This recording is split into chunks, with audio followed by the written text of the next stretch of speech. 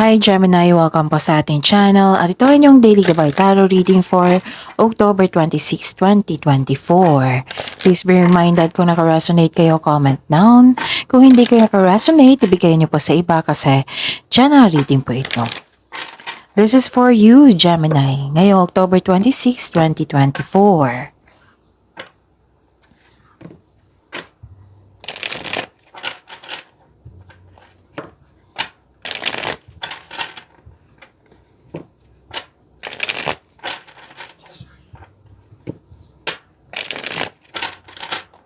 Para po ito sa inyo, Gemini, ngayong October 26, 2024.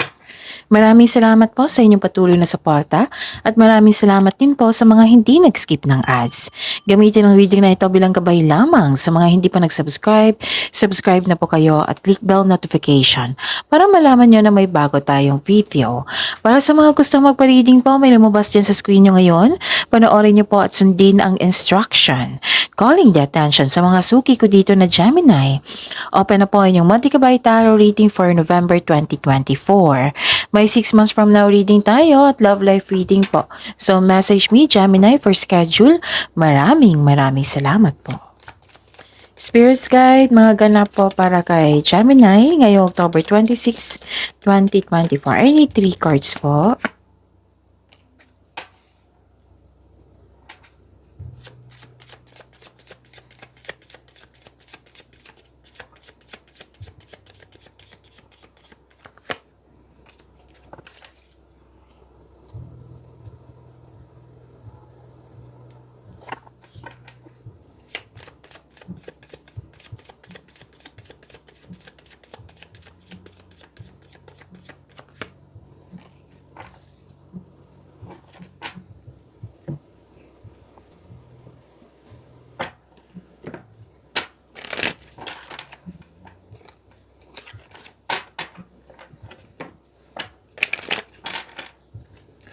Spirits Guide, mga ganap po para kay Gemini ngayong October 26, 2024.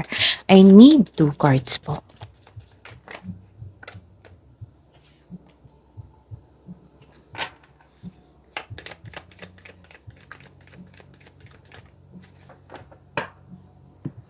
Okay. Gemini, ngayong October 26, 2024, may nakita ko ditong gumawa kayo ng desisyon. Pwedeng regarding po ito sa passion mo. Tapos, sana'y maiwasan nyo po. Kasi may nag-provoke sa inyo dito tapos nagalit ka. Kasi nasaktan ka, nagkaroon ng argument. Nasanay na maiwasan nyo po ito. Okay? Yun, may desisyon ha regarding po sa passion nyo. At may nakita ko ditong parating na news or information. May parating na news or information. May parating na pera. Pwedeng cheque ito or cash. May parating po sa inyo, Gemini. Wow. At nakita ko dito may natanggap kayong news or information. Tapos nalaman mo yung totoong intensyon ng isang tao sa iyo. Tapos, parang nag-uusap kayo dito ng yung kapatid. Nag-uusap kayo, at saka, pwede din kaibigan mo na parang kapatid. Pwede din na, ang sabi kasi ng card dito, wag po daw kayo maniwala agad sa chismis. Alamin niyo muna kung totoo ba yan or hindi.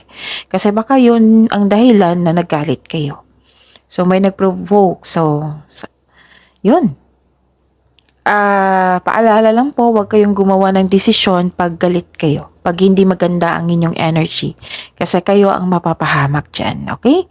So, yun. Healthy lifestyle. Sabi po ni Archangel Raphael, eat a healthful diet, tamang tulog, at exercise regularly for optimal health.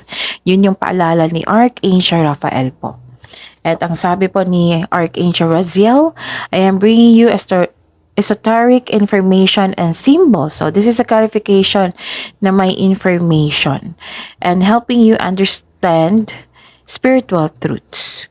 So connect kayo sa inyong intuition kasi may mensahe. Kung hindi nyo alam kung paano mag-connect sa inyong intuition, i-search nyo po sa Google kasi maraming paraan yan. Okay? Spirits Guide, ano po yung energy ni Gemini ngayong October 26, 2024?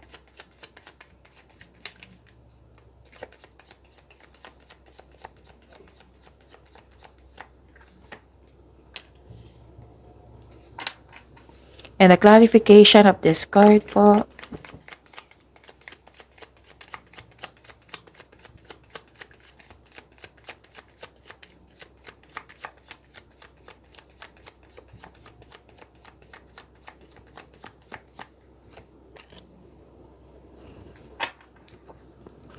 Sa mga may oras dyan, Gemini, kung gusto nyo po panoorin nyo po yung last 4 days kabay tarot reading nyo po. Like for example, napanood nyo ito ngayong October 26, 2024. Panoorin nyo po yung 25, 24, 23, 22. Basta sunod-sunod po yung date. Kung may narinig kayo or may nakita kayong repeating message, meaning to say, pinupush talaga ng cards dito na kailangan yung malaman. Oo, na may kailangan kayong malaman, na may kailangan kayong baguhin, na kailangan yung bigyan ng atensyon. Kung maaari po, bigyan nyo po ng solusyon at aksyon. Remember, Gemini, at the end of the day, alam mo na ikaw lang ang taong may kakayahan at responsable na gumawa ng sarili mong katotohanan at kinabukasan. So, ano yung energy mo?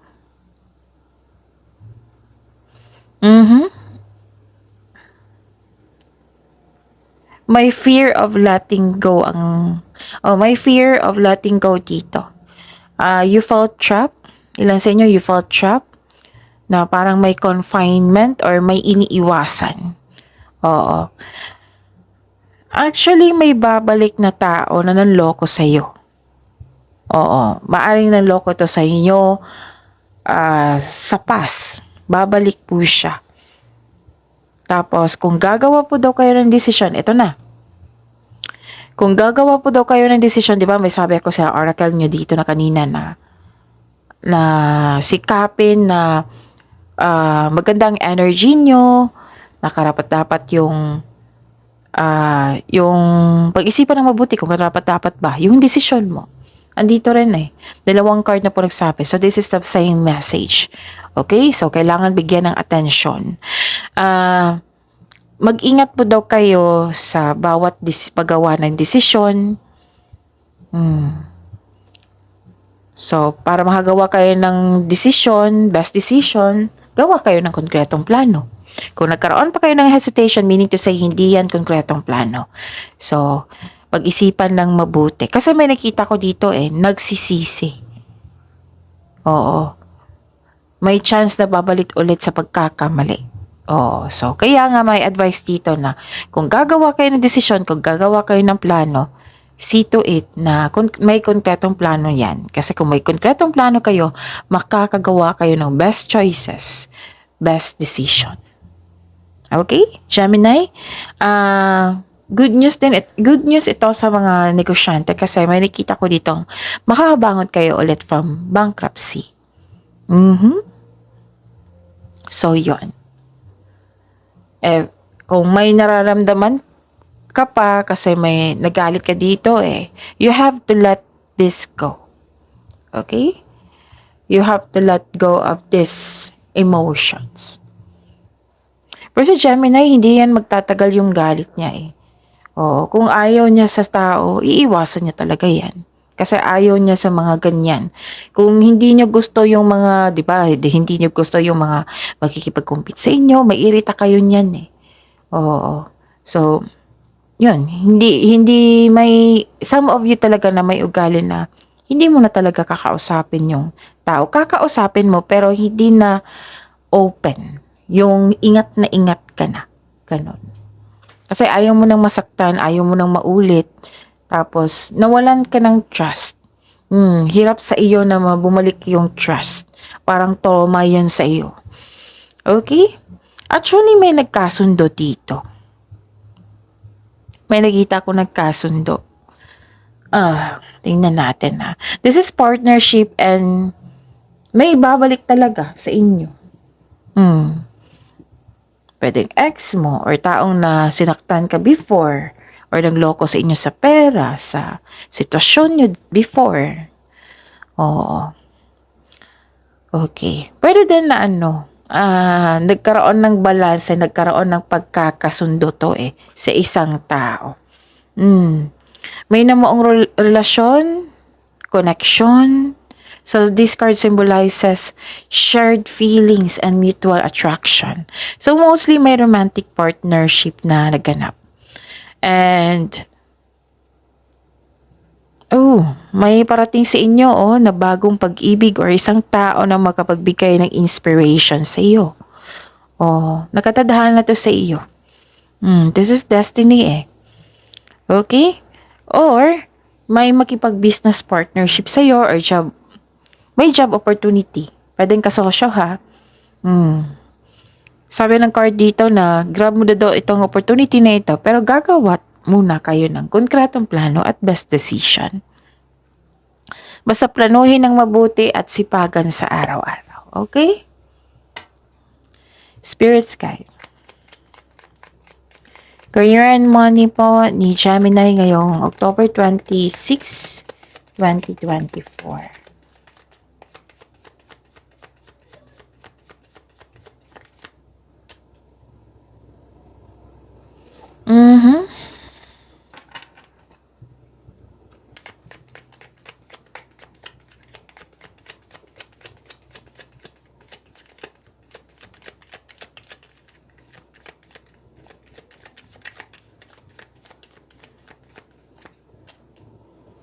Okay. This is your career and money. Alagang-alaga mo yung kaperahan mo. Actually, may mensahe para sa inyo dito. Na Gemini, nang dahil sa inyong pagkakaroon ng disiplina sa kaperahan, like pagtipid, iniingatan nyo yung naipon nyo, this will lead you to have a financial stability, financial abundance po, and personal growth. Yes.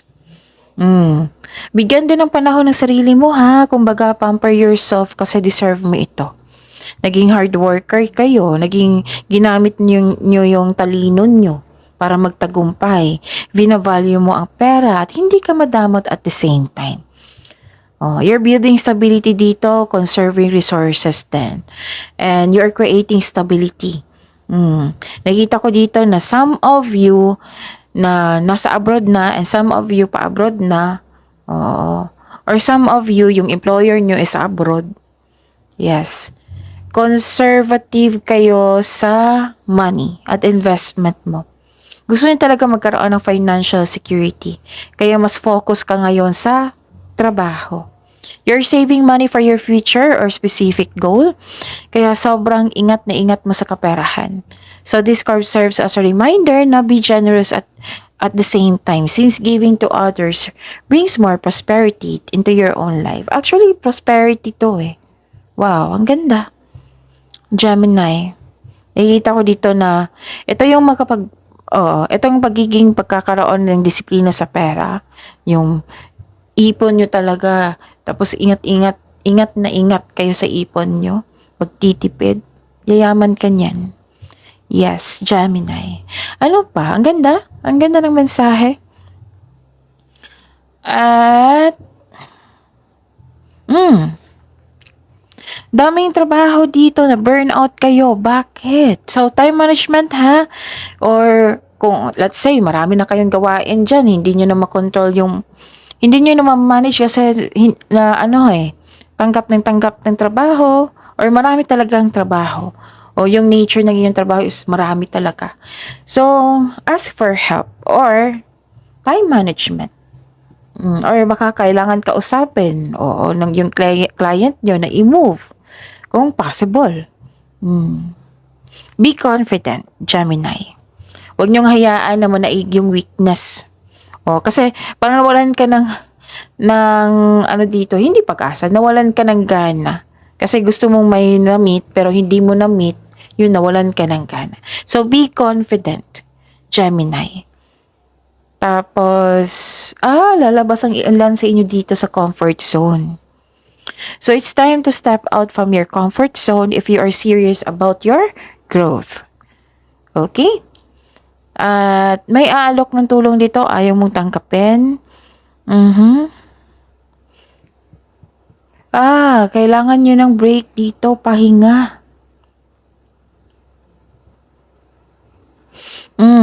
This card tells you to take a break. Taking a breaking take taking a break won't hurt yourself, won't hurt your career. Allow yourself na mag-rest ka para ma-re-energize ka at ganado ka na magtrabaho sa pagbalik mo. Don't push yourself so hard. Oo. Sobrang busy nyo dito ha. Parang may, let's say, may expectation kayo na date na matapos pero hindi pala. Mas marami pa kayong gagawin. So, na-disappoint kayo. So, kaya nga, pina-cheer up kayo ng inyong cards dito. Cheer up, Gemini. Kailangan mong labanan ito. Mag-move forward. Huwag kang mag-stop. Okay? So, be confident. Spirits guide. Love life, self-love, partnership, and romance si Gemini ngayong October 26, 2024.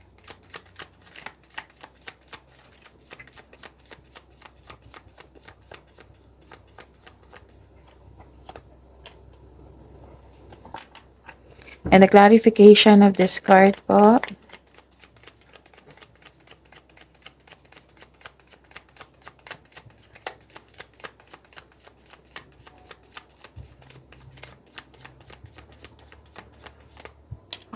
Okay. Maraming salamat po sa patuloy na tiwala at suporta sa ating channel at maraming salamat din po sa mga hindi nag-skip ng ads. May lumabas dyan sa screen nyo ngayon, panoorin nyo po. Kung gusto nyo po iyan, then follow instruction. Okay. You are receiving love. Sobrang busy nyo nga. Nagkaroon ng growth and expansion, no? Ang ganda. Tapos may concern, hindi siya concern. Influence, malaking influence ang mother figure sa inyo ngayon. Marami na kayong napagdaanan, oh. And this is also fertility. This is all about beauty. Like for example, mas mahal niyo ang sarili niyo ngayon, or nagpaganda kayo sa salon ngayon. Oo. Basta may beauty dito. This is love, beauty, money, and creativity. May ganap na ganyan. Nakita ko dito yung happiness mo. Yes, nag-grounding kayo dito or nag-meditate. Nag-connect kayo sa nature. Nakita ko dito. Some of you. Nagkaroon ng pleasure, nagkaroon ng development, nagkaroon ng success. Okay. So this card means may pagbubungang mabuti ang parating.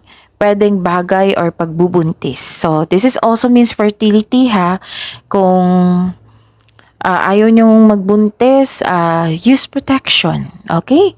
Pwede din itong sa pagbubunga, yung abundance and success, yung harvesting po. Kaya ang saya nyo dito. So be happy with the results of your actions. Sa mga single po, the advice is allow yourself to receive love and acknowledge that you can attract romance by loving yourself first. Kung hanap mo green flag, dapat magsimula to sa atin by loving ourselves first. Kasi that is a green flag also eh. So kung green flag ka, posibleng ma-attract mo is green flag. So yun ha, this is a fertility time. So fertile time po. So ayaw magbuntis, mag-ingat, use protection. Okay? Ano pa? Remember to practice self-love talaga. Okay? Ano pa? May ma-end the cycle. Dahil nito ay hindi ka ready sa changes. Kanina pa tong ending with new beginning. Okay. Pinupush ng cards dito na kung gagawa kayo ng plano, siguraduhin konkretong plano yan. Okay? At huwag po daw kayo mainip sa delay. It might be nagkaroon ng delay kasi hindi pa kayo nakagawa ng desisyon, or it might be nagkaroon ng delay kasi may hinihintay kayo. Hinihintay nyo ang isang tao na mag-usap kayo, hinihintay kayo ng isang bagay, ng mensahe, ganon. Habaan ang pasensya. Okay, may success dito. You're ready to move forward. Pero parang may kulang sa'yo, ganyan. May feeling na may kulang. Okay? You deserve this success. Sabi po ng card dito. Kasi ang ilan sa inyo nag-self-pity. So, may success na nangyari. Ang sabi ng card dito, don't be. Na huwag kayo mag-self-pity. O, deserve mo itong success. Pero I believe na nagiging okay kayo kasi nagiging happy ka dito eh. You're taking care of yourself. Nagkaroon ka ng panahon sa inyong sarili. Like, matutulog ako ngayon ng 8 hours talaga. Kasi nung last week, 3 hours lang yung tulog ko. No, pagmamahal yan sa sarili. Alam na alam mo yung kailangan ng yung sarili. Okay? So, attract positivity. Claim mo yung blessings sa binigay sa inyo dito. Pagyamanin nyo. See you tomorrow, Gemini. Please like, subscribe, and click the button for notification para updated po kayo sa daily tarot reading natin. Maraming salamat po.